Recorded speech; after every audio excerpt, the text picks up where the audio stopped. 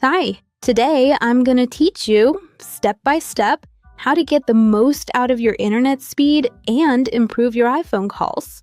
This process will be dividing into two parts. First, we'll configure the cellular network, and second, we'll speed up the Wi-Fi.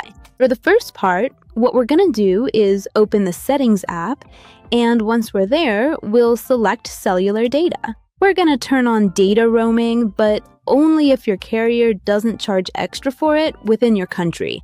Now we're going to go to Voice and Data and select 5G on for maximum speed.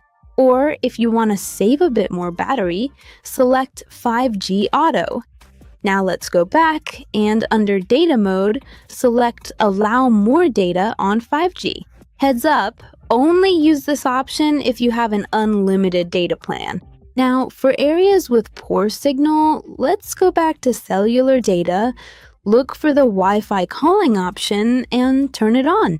This will let us make calls using the Wi-Fi network if the cell tower signal is weak. And as an optional step, we're going to turn off background functions. In cellular data, scroll down to the Wi-Fi assist option. Here we turn it off, and that way we'll prevent your plan from being used up or your browsing from slowing down while things sync. Now, what we're going to do is speed up the Wi-Fi by changing the DNS. The first thing we're going to do is go to Settings, select Wi-Fi, find the network we're connected to, and tap the blue eye icon on the right. Once here, scroll down to DNS, change the mode to manual, tap Add Server, and enter the new Cloudflare DNS addresses.